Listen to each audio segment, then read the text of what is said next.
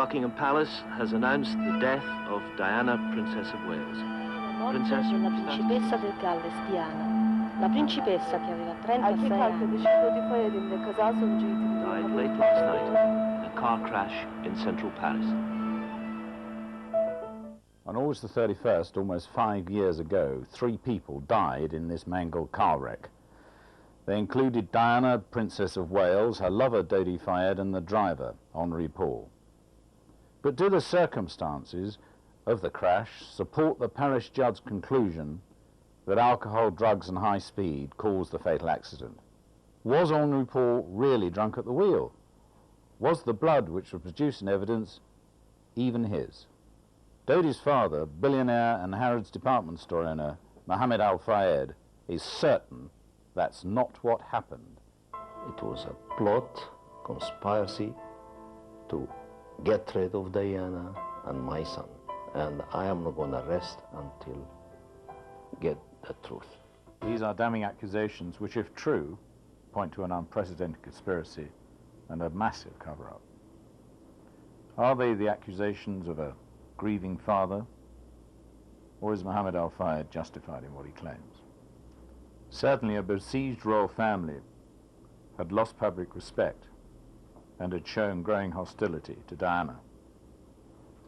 In December 1995, the satirical magazine Private Eye summed up the royal family's by then well-established hatred of Diana with a classic cover showing the Queen sighting down the barrel of a machine gun and saying, "I don't think a divorce will be necessary."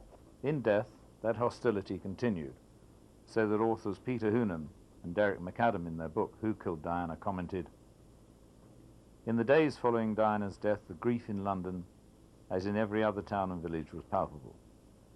The sense of growing anger that this grief was not reciprocated by the Queen and her immediate family created an anti-monarchy surge throughout the country. The only flags in the country not at half-mast were those above the royal palaces, with Buckingham Palace a particular source of offence appearing on TV almost nightly. The row over the funeral arrangements laid bare the depth of animosity which the royal family felt for the princess. The royal family had to be persuaded by the Prime Minister himself and was forced by intense pressure from newspapers not only to give her a proper state funeral, but to extend the route of the procession to allow for the demand to be satisfied for mourners to attend. Huge screens were set up in Hyde Park so that 2 million people would watch the procession. The cortege was almost brought to a halt by the deluge of flowers which were thrown at the hearse by the dense crowd lining the route. The flowers piled at Diana's home in Kensington Palace could be smelled a mile away. Recognizing the deep love between Dodi and Diana, evidence of which had filled the newspapers so many weeks before their deaths, people turned up at Harrods to lay wreaths and flowers to their memories. Hundreds also turned up to the funeral of Dodi to support his grieving family and their tragic loss. Almost 5 years later, it's now easy to forget that the royal family was in a state of siege. The Queen herself gave a glimpse of her feelings when in her Christmas broadcast in 1996 she talked of her horrible year. Prior to Diana's death, the royal family had their backs to the wall, and it was Diana they blamed. For the first time, the Queen had been dragooned into paying tax. The Duchess of York had become a figure of fun. 3 of the Queen's children were divorced. The royal yacht Britannia had been decommissioned and was not to be replaced. Part of Windsor Castle had been burnt down, and the Queen had been forced, against her will, to pay for its renovation. All this bad news had taken its toll. Led by Prince Philip, the royal family was fuming. Over a period of 5 years, the popularity of the royal family had sunk to an all-time low. Over a third of people blamed Prince Charles for having done the most damage to the royal family's reputation and thought that he would make a bad king. Against this, the royal family had watched with fury as Diana's popularity first totally eclipsed them, an unforgivable thing in itself, and then so rocketed that she had become the world's foremost media figure.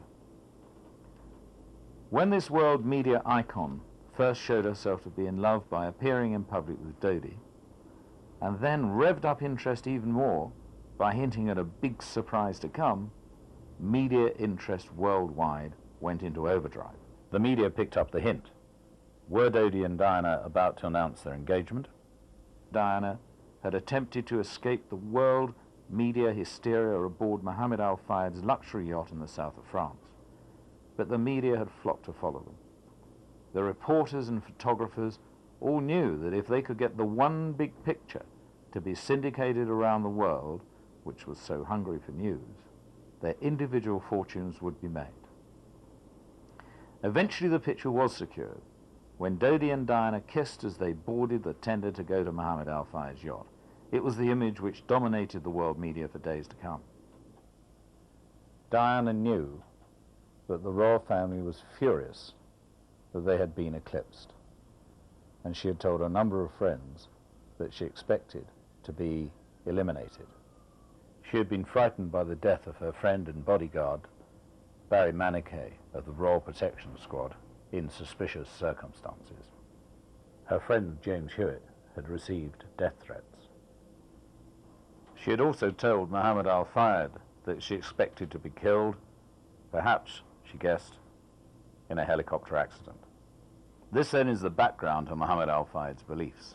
The royal family were under siege and they blamed Diana for much of their predicament. Prince Philip had been particularly enraged about the relationship between Dodi and Diana. His attitude